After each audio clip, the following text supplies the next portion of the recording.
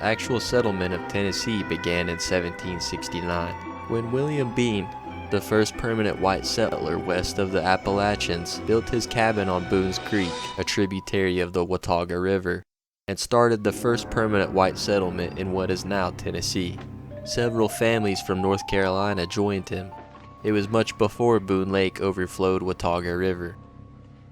He built it over the fresh water because he knew the Indians would poison the water upstream if he didn't have his own flow with the watermill and spring house. Bean's settlement was within the modern Elizabethan zone, while the North Holston settlement was Kingsport, Bristol area.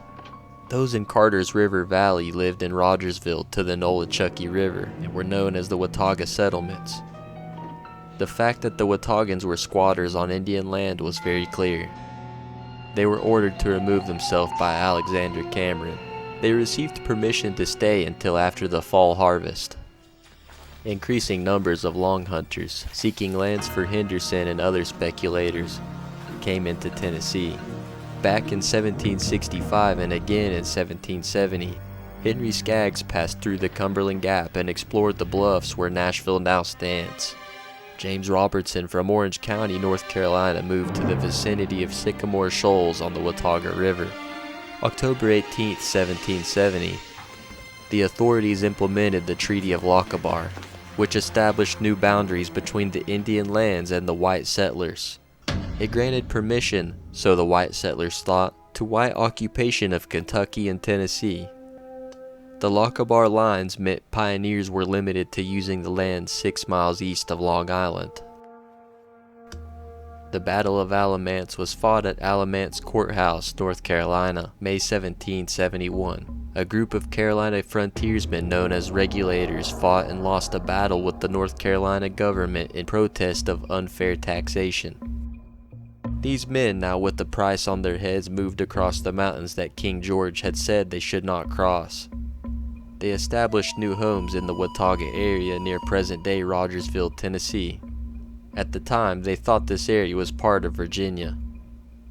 Several families from Virginia and other colonies were already in the area. By spring of 1772, there were 70 to 80 family farms established in the Watauga settlement. James Robertson and John Bean made a treaty with the Indians to lease the land of all the country on the waters of the Watauga. Articles of friendship were signed, and a 10-year lease executed.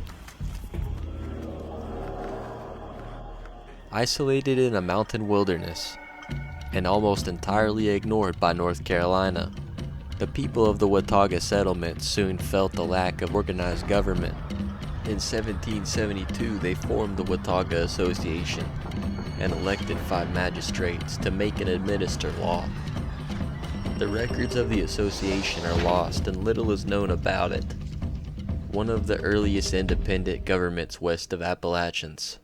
A new settlement was created on the Nolichucky River.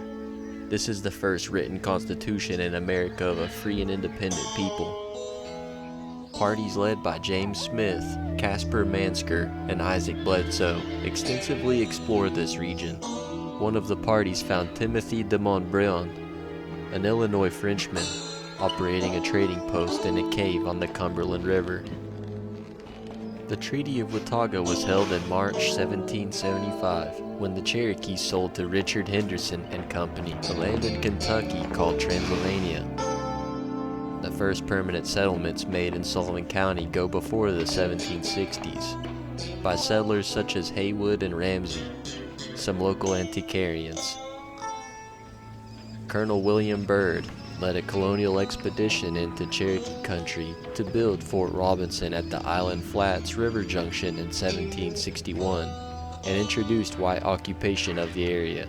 When Byrd's force abandoned the fort a short while afterward, the Indians resumed possession of the area, although more and more white hunters and traders began passing through en route to the hunting grounds of Kentucky and Tennessee, such as Daniel Boone, along the Island Road on the north banks of the Holston River.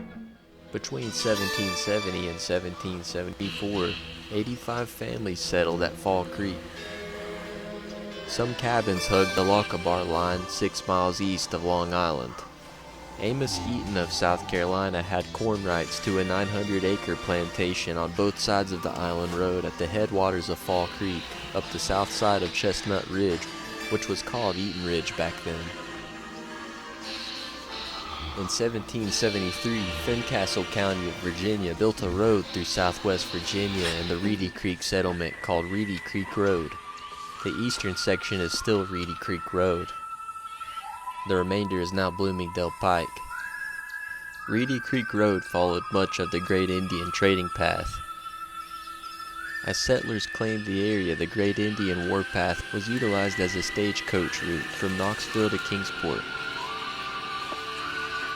This road is now followed by U.S. Highway 11 West. During this brief period of respite from Indian wars and surprise attacks, the first systematic white colonization of the island flats began. The land was fertile and lay well, and the region abounded in game. Fort Robinson offered protection from the Indians, and the pioneers had confidence in the Treaty of 1761. Prior to this time, most of those who had entered the section had been hunters, explorers, or Indian fighters like Daniel Boone. But during this period, families came to till the soil and to establish permanent homes, led on by the glowing accounts of fertile valleys which had been carried back across the Blue Ridge Mountains by the adventurers who had broken the way. A new era was beginning for this virgin wilderness, which was destined later to become the site of Kingsport, where before there had been only trackless hunting grounds of the Cherokees. There were now the cabins of the indomitable white man, with his fields of corn and patches of potatoes. The white man's theory of his own inalienable right to possess the rule carried him to unwanted extremes. There were robberies, slayings, and various atrocities. On April 30th, 1774, one of the worst cruelties of the frontier era occurred in present-day Hancock County. A band of frontiersmen led by Daniel Greathouse slaughtered a group of Indians, including the family of Logan. Logan was chief of the Mingo Indians, a multi-tribal confederation allied to the Six Nations. He lived in the area. He had consistently tried to maintain peace. After the murder of his family, though, Chief Logan went on the warpath. He led raids throughout the Upper Ohio Valley and into the Monongahela Valley. Shawnee and Delaware tribes then attacked settlements along the Ohio River. Along the entire frontier, there were Indian reprisals, with burning cabins, crops laid waste, and white men and women tortured and scalped. The summer of 1774 was one of the bloodiest on record in western Virginia. Living on the North Fork of Reedy Creek, which was considered Boozy Creek, John Roberts built his house about 1773. On September 24th, 1774, John, his wife, and 3 of their children were violated and killed by a party of Shawnees and Mingos under the leadership of Chief John James Logan from the Ohio area. A 5th child was seriously wounded and eventually died of his injuries after another son was taken prisoner.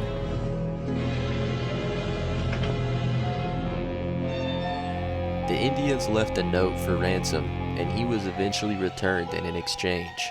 He lived there for another 25 years before selling it. The incident was called the Reedy Creek Massacre. General Andrew Lewis was commissioned by Lord Dunmore to raise a force of 1,500 men west of the Blue Ridge Mountains for service against the Indians. Consequently, the pioneers of the island flats were again required to lay down the axe and hoe and pick up the rifle and tomahawk, and their women to mold bullets and parch corn, upon which they depended for their daily safety and subsistence. The newcomers of the Kingsport Division were placed under the command of Captains Evan Shelby, William Campbell, and Daniel Smith.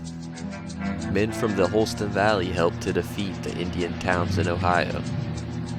In response to the violence, Virginia Governor Lord Dunmore launched a 2-pronged assault at the junction of the Kanawha and Ohio rivers. Dunmore's war came to a head at the bloody Battle of Point Pleasant.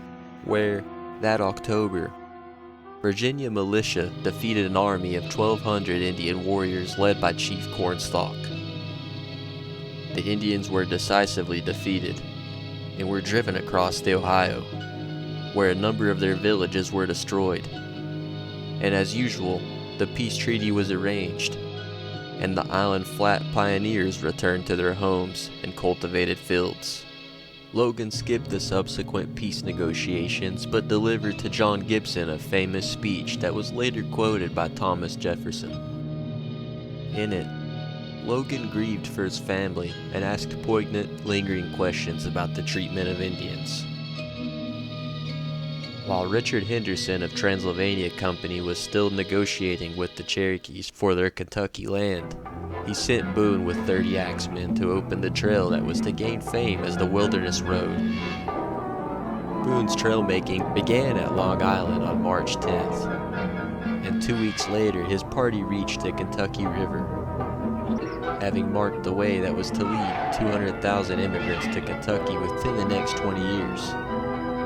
In March 1775, Richard Henderson used Daniel Boone, the experienced hunter, to travel to Cherokee towns to inform them of upcoming negotiations, and they met with more than 1,200 Cherokee at Sycamore Shoals, present-day Elizabethton in northeast Tennessee.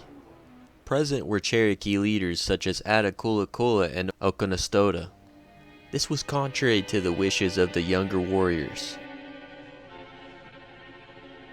With the Treaty of Sycamore Shoals, Henderson purchased all the land lying between the Cumberland River, the Cumberland Mountains, and the Kentucky River, and situated south of the Ohio River on March 14, 1775.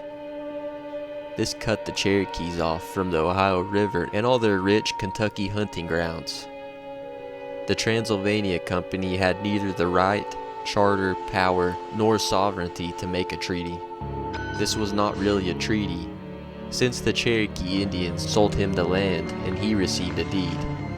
Henderson and his partners probably believed that a recent British legal opinion, the Camden York Opinion, had made such purchases legal.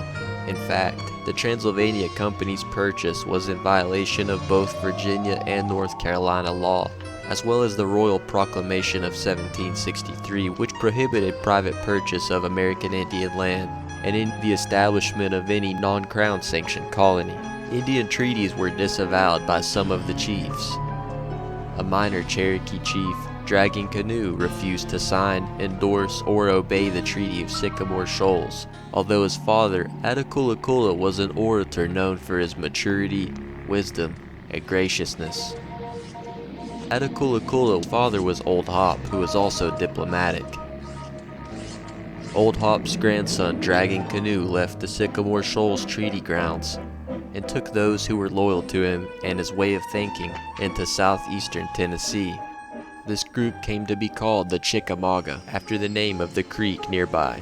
Dragging Canoe led this group and went on to become the chief protagonists of the Cherokee-American Wars. March 19, 1775, Charles Robertson concluded the Watauga Purchase, in which the Cherokee Indians deeded a large block of land to him on the waters of the Holston and the Watauga rivers. The Watauga Association becomes Washington District. March 25, 1775, Jacob Brown made 3 land purchases from the Cherokee Indians in the area along the Nolichucky River. Wilderness Road is begun by Daniel Boone, kills bear first night out. The tree was found near Reedy Creek in 1846 with the carving Daniel Boone killed a bear on this tree 1775. The other Daniel Boone bear kill tree was located on Sugar Hollow in Boones Creek. Wataugan's part of North Carolina's army fought and won battle against British troops at Moore's Creek Bridge near Wilmington. The first North Carolina state constitution was then adopted. Washington District became part of North Carolina, and Jonesboro is county seat and first town in what is considered Tennessee, chartered. William Coke, who had worked with Daniel Boone and led fights against the Cherokee, sold Long Island to Samuel Woods, but he did not have a right to do so.